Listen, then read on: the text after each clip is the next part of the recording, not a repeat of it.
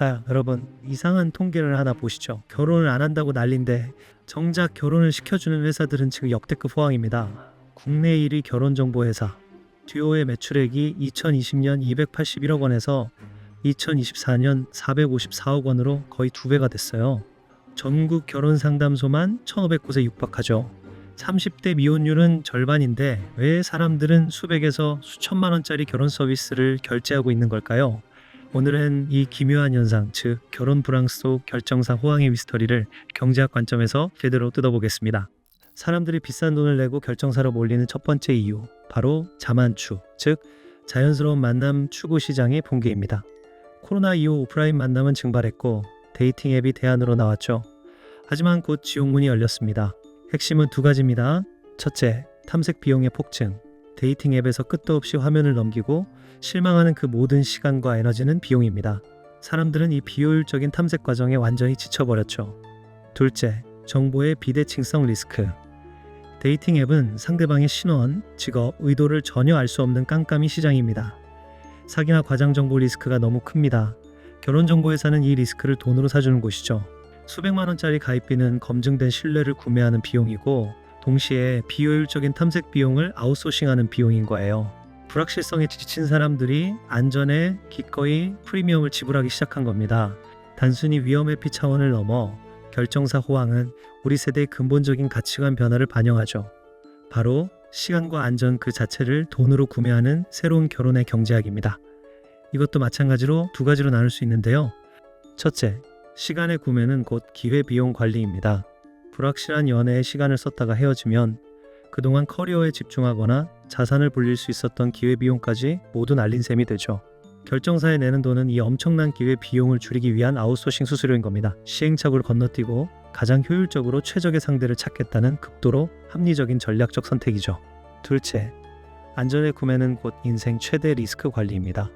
부동산 가격 폭등과 경제적 불안정 시대에 결혼은 인생 최대의 투자이자 리스크가 되었고 결정사 가입은 상대방의 경제력, 직업, 집안 배경 등 객관적 지표를 미리 확인하여 미래 자산을 지키고 안정성을 확보하려는 리스크 관리 행위인 겁니다.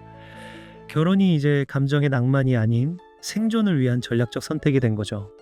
결정사 시스템은 어떻게 작동할까요? 공식적으로는 없다고 하지만 업계의 정설은 학벌, 직업, 연봉, 자산, 심지어 외모까지 모든 것이 데이터로 입력되고 내부 기준에 따라 점수로 환산되는 정교한 점수화 시스템이 작동한다는 겁니다. 결국 매칭은 시스템이 비슷한 총점을 가진 남녀를 연결해주는 데이터 처리 과정에 가깝죠. 이 시스템의 결과 성공한 사람들은 효율성에 만족하지만 그 이면에는 극심한 자기 객관화라는 그림자가 있고 나라는 사람이 오직 점수화된 조건으로만 평가받으며 선반 위의 상품처럼 느껴지는 비참함은 많은 이들에게 상처를 남깁니다.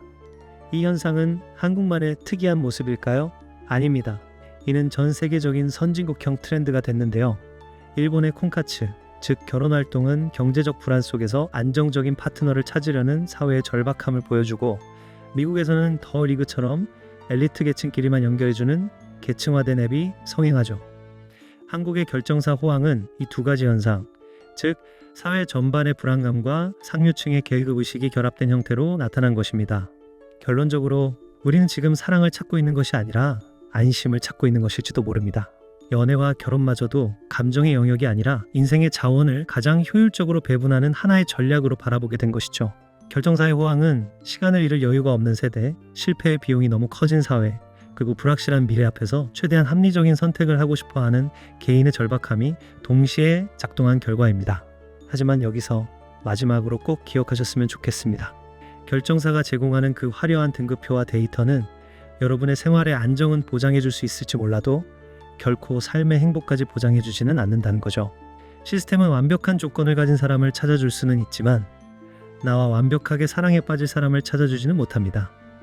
조건을 따지는 건 현실적이지만 그 조건 너머에 있는 사람을 볼 수 있는 눈까지 잃어버린다면 우리는 그저 비싼 수수료를 내고 거래를 한 것에 지나지 않을 겁니다. 불확실성의 바다를 건너기 위해 어떤 배를 타든 그 키를 잡고 있는 선장은 바로 여러분 자신이어야 하는데 이것이 바로 새로운 시대의 사랑의 경제학입니다.